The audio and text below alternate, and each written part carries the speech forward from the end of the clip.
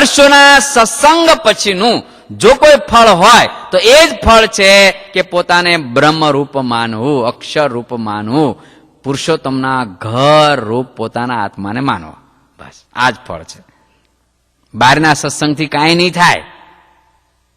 તમને તરસ લાગી છે અને પાણીની વાતો કરો કે માથા ઉપર પાણી ઢોળ કરો કે તમે પાણીમાં ડૂબી જાઓ, પણ તરસ છુપે.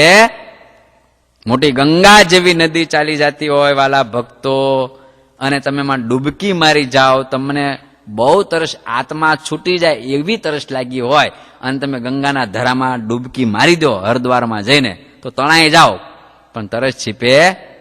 એ તો એક જ પ્યાલો લઈને તમે પીવો તો તરસ છીપે.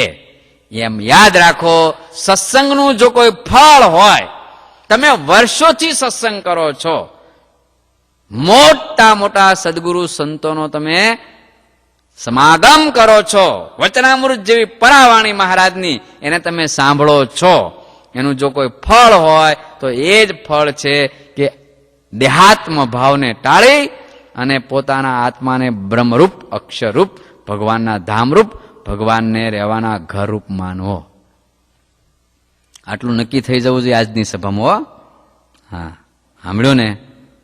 હા, આટલું નક્કી થઈ જવું જોઈએ. પ્રતિજ્ઞા કરો ભગવાન સ્વામિનારાયણની સાક્ષી કે આજથી અમે ચોક્કસ એમ માનીશું કે અમે ભગવાનને રહેવાનું ધામ છીએ, અમે દેહ નથી. આ દેહ એ હું નહીં. બોલો તો બધાય, બોલો તો જોરથી થોડું. આ દેહ એ હું નહીં. સાચીને કયો છો? કથા કરનારના હમ ખાઈને કયો છો? હમ ખાઓ, કારણ કે મહારાજના હમ તો મારે તમને દેવાય જ નહીં. વક્તાના હમ ખાઓ. આ દેહ એ હું એ તો મનાશ, પણ દેહના હગા એ મારા હગા ઢીલા પડ્યા. ઘરે જઈને ઝઘડો ન થાય. દેહના હગા એ મારા હગા. જો તમને એવી ચિંતા ના કરતા કે મારું આ બધું છૂટી જશે, હગા માનજો, પણ કેવી રીતે માનજો? તમે તો બધા પરમ એકાંતિક ભક્ત છો, મહારાજના મુક્ત જેવા બધા ભક્ત છો, બરાબર છે?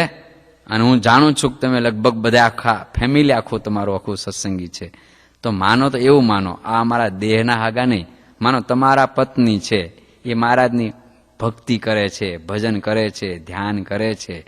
પતિ હોય ભજન કરે છે, ધ્યાન કરે છે. દીકરાઓ છે ભજન કરે છે, ધ્યાન કરે છે. મા બાપ છે ભજન કરે છે, ધ્યાન કરે છે. મારા દેહના હાગા છે એમ ન માનો, આ મારા આત્માના હાગા છે. દાદા ખાચર માટે લાડુબા, જીવબા આત્માના હગા હતા કે દેહના હગા? બોલો તો. આત્માના હગા હતા. હવે આત્માના હગા હતા કે નહોતા? બોલો તો. હતા ને? દાદા ખાચર માટે એમના ધર્મપત્ની જસુબા, બરાબર, એના આત્માના હગા હતા કે નહોતા? હતા ને? કારણ કે એ પુરુષોત્તમના હતા ને? માટે તમે આજથી એવું માનજો કે અમારા દેહના હગા નથી, અમારા આત્માના હગા છે. કારણ કે હું ભગવાનને રહેવાનું ધામ છું અને એ પણ ભગવાનને રહેવાનું રાજી થયા. તો હાવ તો સંબંધ ન તોડી નખાય ને.